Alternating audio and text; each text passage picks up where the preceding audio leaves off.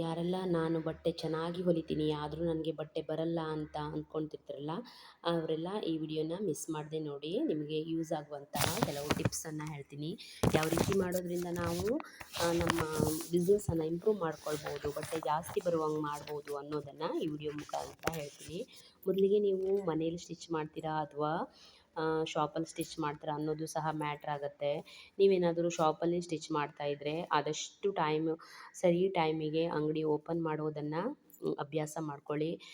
ನೀವೆಷ್ಟು 9 ತೆಗಿತಿದ್ರೆ 9 ತೆಗೀರಿ, ಅಥವಾ 10 ಗಂಟೆ ತೆಗಿತಿದ್ರೆ 10 ಗಂಟೆಗೆ. ನಿಮ್ದು ಯಾವ ಟೈಮಿಂಗ್ ನೋಡಿ ನೀವು ಟೈಮಿಂಗನ್ನು ಅದನ್ನು ಆದಷ್ಟು ಟೈಮಿಗೆ ತೆಗೆಯೋ ಅಭ್ಯಾಸ ಮಾಡ್ಕೊಳ್ಳಿ. ಶಾಪಲ್ಲಿರೋರಿಗೆ ಇದಂತೂ ತುಂಬಾ ಮ್ಯಾಟ್ರ್ ಆಗಿರುತ್ತೆ. ಆನಂತರ ಮನೇಲಿರೋರಿಗಾದರೆ ನಡೆಯುತ್ತೆ, ಸ್ವಲ್ಪ ಅವರಲ್ಲೇ ಮನೆ ಕೆಲಸ ಮಾಡ್ಕೊತ ಒಂದು ಟೈಮಿಗಂತ ಕೂತ್ಕೊಂಡ್ಬಿಟ್ರೆ ನಡೆಯುತ್ತೆ. ಯಾಕಂದರೆ ಅವ್ರಿಗೆ ಬಟ್ಟೆ ಕೊಡೋಕೆ ಬರೋರು ಮನೆ ಹತ್ರ ಆದ್ದರಿಂದ ಅವ್ರ ಮನೇಲಿದ್ದರೆ ಯಾವ ರೀತಿ ಇದ್ದರೂ ಸಹ ತೆಗೆದುಕೊಳ್ಬೋದಾಗಿರುತ್ತೆ. ಅದರ ಶಾಪ್ ಅಂದರೆ ಬಂದಾಗಿಬಿಟ್ರೆ ಅವ್ರು ಬೇರೆ ಶಾಪ್ಗೆ ಹೋಗುವಂಥ ಚಾನ್ಸ್ ಇರುತ್ತೆ. ಹಾಗಾಗಿ ನೀವು ಆದಷ್ಟು ಟೈಮ್ ತೆಗೆಯುವಂಥದ್ದು ಮೇನ್ ಪಾಯಿಂಟ್ ಇದು, 1ನೇ ಪಾಯಿಂಟು. ಆನಂತರ ನಿಮ್ಮ ಹತ್ರ ಬಟ್ಟೆ ಬರೋದಿಲ್ಲ, ಪಕ್ಕದಲ್ಲೆಲ್ಲ ಟೈಲರ್ ಇದ್ದಾರೆ, ಹಾಗಾಗಿ ನಿಮ್ಮ ಹತ್ರ ಬಟ್ಟೆ ಬರೋದಿಲ್ಲ, ನೀವೇನಾದರೂ ಹೊಸದಾಗಿ ಕಲ್ತಿದ್ದೀರಾ ಅಥವಾ ಚೆನ್ನಾಗಿ ಸ್ಟಿಚ್ ಮಾಡ್ತಿದ್ದೀರಾ ಅಂದರೂ ಸಹ ಉಳಿದ ಟೈಲರ್ಗಿಂತ ಒಂದು ₹5 ₹10 ನೀವು ಕಡಿಮೆ ಹಣವನ್ನು ತೆಗೆದುಕೊಳ್ಳೋದನ್ನು ಅಭ್ಯಾಸ ಮಾಡ್ಕೊಳ್ಳಿ. ಯಾಕಂದರೆ ಜಾಸ್ತಿ ಲಾಭ ಬೇಕು ಅಂದರೆ ಕೆಲವೊಂದು ಸಲ ಕಸ್ಟಮರ್ ಬೇರೆ ಕಡೆಗೆ ಹೋಗ್ತಾರೆ. ಒಂದು ₹10 ಕಡಿಮೆ ಆದರೂ ಸಹ ಅವ್ರೇನು ಅಂದ್ಕೊತಾರೆ, ಇವ್ರ ಹತ್ರ ಕಡಿಮೆ ಆಗ್ತಾಯಿದೆ, ಕಡಿಮೆಗೆ ಸ್ಟಿಚ್ ಮಾಡಿ ಕೊಡ್ತಾರೆ ಅಂದ್ಕೊಂಡು ಅವರು ಬರ್ತಾರೆ, ಅವ್ರ ಜೊತೆಗಿರೋರನ್ನು ಕರ್ಕೊಂಬರ್ತಾರೆ. ಹಾಗಾಗಿ ಒಂದು ₹10 ಕಡಿಮೆ ತೆಗೆದುಕೊಳ್ಳೋದನ್ನು ಅಭ್ಯಾಸ ಮಾಡ್ಕೊಳ್ಳಿ. ಅದರಿಂದನೂ ಸಹ ನಿಮಗೆ ಕಸ್ಟಮರ್ ಅನ್ನೋದು ಬರ್ತಾರೆ.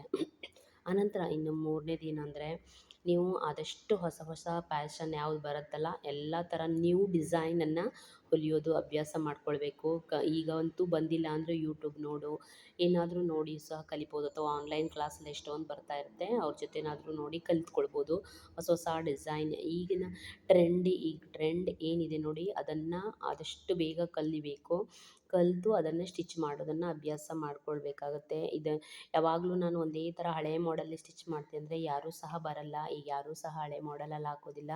ಈಗ ನ್ಯೂ ಟ್ರೆಂಡ್ ಏನು ಬರುತ್ತಲ್ಲ ಅದನ್ನೇ ಸಹ ಈಗ ಹೊಸ ಡಿಸೈನ್ ಬಂತು, ಪಿಂಟ್ರೆಸ್ಟು ಅಥವಾ ಎಲ್ಲೋ ಇನ್ಸ್ಟಾಗ್ರಾಮು, ಪ್ರತಿಯೊಂದು ಎಲ್ಲೆಲ್ಲೋ ನೋಡಿ ಎಲ್ಲ ತಂದು ಆ ಥರ ಡಿಸೈನೇ ಹೊಲಿಸ್ಕೊಳ್ಳೋ ಟ್ರೆಂಡ್ ಇರೋದರಿಂದ ಈಗ ನಾವು ಹೊಸ ಡಿಸೈನನ್ನು ಕಲ್ತಿರಬೇಕು. ಯಾವ ಥರ ಕೊಟ್ಟರು ನಾವು ಪಟ್ಟಂತ ಹೊಲಿಯೋ ಥರ ಇರಬೇಕು, ಕಸ್ಟಮರಿಗೆ ತಿಳಿಸಿ ಹೇಳಿ ನಾವು ಹೊಲಿಯೋ ಥರ ಇರಬೇಕು. ಇದು ಸಹ ಒಂದು ಮ್ಯಾಟ್ರ್ ಆಗ್ತದೆ.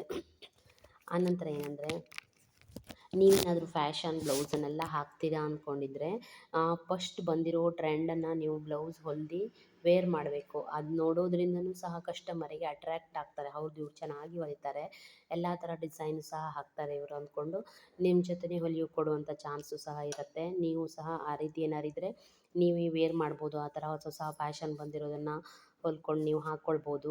ಮತ್ತು ಏನಾಗುತ್ತೆ, ಕೆಲವೊಬ್ಬರಿಗೆ ನಾನು ಹೊಲಿತೀನಿ ಅಂತ ಇನ್ನೊಂದು ಕಡೆ ಸಹ ಹೇಳಿಕೊಳ್ಳೋದಿಲ್ಲ. ನಿಮ್ಗೇನಾದರೂ ಕ್ಲೋಸ್ ಸರ್ಕಲ್ ಇದ್ದರೆ ಆ ರೀತಿ ಹೇಳ್ಕೊಳ್ಬೋದು, ನೀವೇನಾದರೂ ನಾವು ಬಟ್ಟೆ ಹೊಲಿತೀವಿ ಅಂತ ಹೇಳ್ಕೊಳ್ಬೋದು. ಅದ್ರ ಮೂಲಕವೂ ನಿಮಗೇನಾದರೂ ಬರ್ಬೋದು ಬಟ್ಟೆ, ಆ ರೀತಿ ಸಹ ನೀವು ಹೇಳ್ಕೊಳ್ಬೋದು ನಿಮ್ಗೆ ಇಂಟ್ರೆಸ್ಟ್ ಇದ್ದರೆ. ನೆಕ್ಸ್ಟ್ ಏನಂದರೆ, ಈಗೆಲ್ಲ ಯಾರ ಹತ್ರ ಹೇಳಿಲ್ಲ ಅಂದರೂ ಸಹ ನಡೆಯುತ್ತೆ, ಮೊಬೈಲ್ ಸ್ಟೇಟಸ್ಗೆ ಹಾಕ್ಕೊಳ್ತಾ ಇದ್ರೆ ನೀವು ಡೈಲಿ ಸ್ಟಿಚ್ ಮಾಡಿರುವಂತಹ ಬ್ಲೌಸನ್ನು, ಅಥವಾ ನೀವೇನಾದರೂ ಕುಚ್ಚು ಕಟ್ತಾಯಿದ್ರೆ ಕುಚ್ಚನ್ನು, ಅಥವಾ ಆರಿ ವರ್ಕ್ ಮಾಡ್ತಾಯಿದ್ರೆ ಯಾವುದನ್ನು ಏನು ಮಾಡ್ತೀರಲ್ಲ ಅದನ್ನು ಡೈಲಿ ನೀವು ಸ್ಟೇಟಸ್ಗೆ ಹಾಕ್ಕೊಳ್ತಾ ಇದ್ದರೆ ನೋಡಿದ ಜನ ಕೇಳ್ತಾರೆ. ಹಾಗಾಗಿ ನಿಮಗೆ ಅದರಿಂದನೂ ಸಹ ಕಸ್ಟಮರ್ ಅನ್ನೋದು ಹೆಚ್ಚಿಗೆ ಬರ್ತಾರೆ. ಇದರಿಂದನೂ ಸಹ ನೀವು ಬಿಸ್ನೆಸ್ಸನ್ನು ಇಂಪ್ರೂವ್ ಮಾಡ್ಕೊಳ್ಬೋದು. ಇನ್ನೊಂದು ಏನಂದರೆ, ನೀವು ಈಗ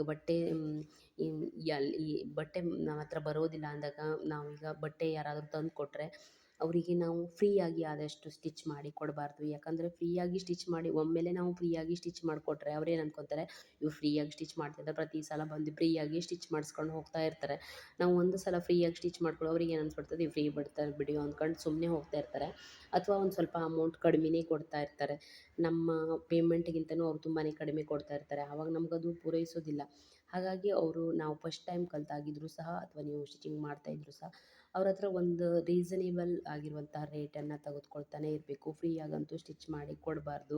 ಯಾಕಂದರೆ ನಾವು ಅಷ್ಟು ಸಮಯನ ಹಾಕಿರ್ತೀವಿ, ಅದಕ್ಕೆ ಅಷ್ಟು ಸಮಯ ಸ್ಪೆಂಡ್ ಮಾಡಿರ್ತೀವಿ, ಅದಕ್ಕೋಸ್ಕರ ಆದರೂ ನಾವು ಅಮೌಂಟನ್ನು ತೆಗೆದುಕೊಳ್ಬೇಕಾಗತ್ತೆ. ಯಾಕಂದರೆ ನಾವು ಅಮೌಂಟ್ ತೆಗೆದುಕೊಂಡಿಲ್ಲ ಅಂದರೆ ನಮಗೆ ಇಂಟ್ರೆಸ್ಟ್ ಅನ್ನೋದು ಇರೋದೇ ಇಲ್ಲ ಸ್ಟಿಚಿಂಗ್ ಮಾಡಲಿಕ್ಕೆ. ಸ್ಟಿಚಿಂಗ್ ಮಾಡಿದ್ರೆ ಮಾಡ್ರಾಯ್ತು ಬಿಡು, ಇದೇನು ಸುಮ್ಮನೆ ಕೆಲಸ ಅಮೌಂಟ್ ಏನೂ ಇಲ್ಲ ಏನಿಲ್ಲ ಫ್ರೀಯಾಗಿ ಮಾಡೋದು. ಮಾಡ್ರಾಯ್ತು ಬಿಡು ಅಂತ ಇಂಟ್ರೆಸ್ಟೇ ಹೋಗಿಬಿಡತ್ತೆ ನಮಗೆ. ಟೈಲರಿಂಗ್ ಮಾಡಲಿಕ್ಕೆ ಇಂಟ್ರೆಸ್ಟೇ ಇರೋದಿಲ್ಲ. ಅದು ಬಿಟ್ಟು ನಮಗೇನಾದರೂ ಹಣ ಸಂಪಾದನೆ ಬಂತು ಅಂತ ಅಂದ್ಕೊಂಡ್ರೆ, ಓ ಇದರಿಂದ ಮಾಡಿದ್ರೆ ನಂಗೊಂದು 50 100 ಎಷ್ಟೋ ಅಮೌಂಟ್ ಬರುತ್ತಲ್ಲ, ಅದು ಅಮೌಂಟ್ ಖುಷಿ ಕೊಡುತ್ತೆ. ಆವಾಗ ನಮಗೆ ಇನ್ನೂ ಹೊಲಿಬೇಕು, ನಾನು ಇದನ್ನು ಜಾಸ್ತಿ ಹೊಲಿಬೇಕು, ಜಾಸ್ತಿ ಹಣ ಮಾಡಬೇಕು ಅನ್ನೋದು ಇಂಟ್ರೆಸ್ಟಾದ್ರು ಬರುತ್ತೆ. ಆ ಇಂಟ್ರೆಸ್ಟ್ಗೋಸ್ಕರನಾದರೂ ನಾವು ಹಣನ ತೆಗೆದುಕೊಳ್ಳಲೇಬೇಕು. ಫ್ರೀಯಾಗಂತೂ ಯಾರಿಗೂ ಸ್ಟಿಚ್ ಮಾಡೇ ಕೊಡಬಾರ್ದು. ಯಾಕಂದರೆ ನಾವು ಅಷ್ಟು ಮೆಟೀರಿಯಲ್ ಹಾಕಿ ನಮ್ಮ ಸಮಯನ ಸ್ಪೆಂಡ್ ಮಾಡಿ ಅಷ್ಟು ಟೈಮ್ ಕೊಟ್ಟಿರ್ತೀವಲ್ಲ, ಅದಕ್ಕೋಸ್ಕರ ಆದರೂ ನಾವು ಅಮೌಂಟನ್ನು ತೆಗೆದುಕೊಳ್ಳಲೇಬೇಕಾಗುತ್ತೆ. ಯಾರಿಗೂ ಸಹ ಫ್ರೀಯಾಗಂತೂ ಸ್ಟಿಚಿಂಗ್ ಮಾಡಿ ಕೊಡಬಾರ್ದು. ಮತ್ತು ಈಗೆಲ್ಲ ಏನಾಗ್ಬಿಟ್ಟಿದೆ, ಕೆಲವರಂತೂ ಬಟ್ಟೆ ಸ್ಟಿಚಿಂಗಿಗೆ ಕೊಡ್ತಾರೆ, ಹಾಗೆಯೇ ಹೋಗಿಬಿಡ್ತಾರೆ, ಜಾಸ್ತಿ ಎಲ್ಲ ಕೊಡ್ತಾರೆ. ಕೆಲವೊಂದು ಸಲ ಬಟ್ಟೆ ತೆಗೆದುಕೊಂಡು ಹೋಗ್ಲಿಕ್ಕೂ ಬರೋದಿಲ್ಲ. ಅಂಥ ಟೈಮಿಗೆಲ್ಲ ಏನು ಮಾಡ್ತೀವಿ ನಾವು, ಅರ್ಧ ಅಮೌಂಟನ್ನು ಅಡ್ವಾನ್ಸನ್ನು ತೆಗೆದುಕೊಳ್ಬೇಕು. ಅಡ್ವಾನ್ಸ್ ತೆಗೆದುಕೊಂಡು ಸ್ಟಿಚ್ ಮಾಡೋದ್ರಿಂದ ಏನಾಗ್ಬಿಡುತ್ತೆ ಅಂದರೆ, ಅದನ್ನು ರೂಲ್ಸ್ ಮಾಡ್ಕೊಂಬಿಡಬೇಕು. ಫಸ್ಟಿಂದನೇ ಮಾಡ್ಕೊಂಬಿಟ್ರಂತೂ ತುಂಬಾ ಒಳ್ಳೆಯದು. ಯಾಕಂದರೆ ಒಂದು ಬ್ಲೌಸಿಗೆ ಒಂದು 300 400 ಅಂತ ಇಟ್ಕೊಳ್ಳಿ, ಒಂದು 100 200 ರೂಪಾಯಿನ ತೆಗೆದುಕೊಂಬಿಟ್ರೆ ನಮಗೆ ಲೀಸ್ಟ್ ಅದ್ರದ್ದು ಅರ್ಧ ಬಂದರೆ, ಅವ್ರು ಇನ್ನೊಂದು ಸಲ ಬಟ್ಟೆ ತೆಗೆದುಕೊಂಡು ಹೋಗ್ಲಿಕ್ಕೆ ಬರ್ದಿಲ್ಲ ಅಂದ್ರೂ ಸಹ ನಮಗೇನು ಅಷ್ಟು ಬರ್ಡನ್ ಆಗೋಲ್ಲ. ಅಥವಾ ಅವರಿಗೂ ಸಹ ಅಮೌಂಟ್ ಕೊಟ್ಟು ಹೋಗಿದರೆ ಅವರಿಗೂ ಸಹ ಬರ್ಡನ್ ಅಂತ ಆಗೋದಿಲ್ಲ. ಈಗ ಒಂದು 300 ರುಪೀಸ್ ಬ್ಲೌಸ್ ಇದ್ದರೆ, ಅವರು 100 ಅಥವಾ 115 ಕೊಟ್ಟು ಹೋಗಿದರೆ, ಅವರಿಗೆ ಒಂದು 200 ರುಪೀಸ್ ಕೊಟ್ಟು 100 ಕೊಟ್ಟಿದ್ರೆ ಒಂದು 200 ರುಪೀಸ್ ಕೊಟ್ಟು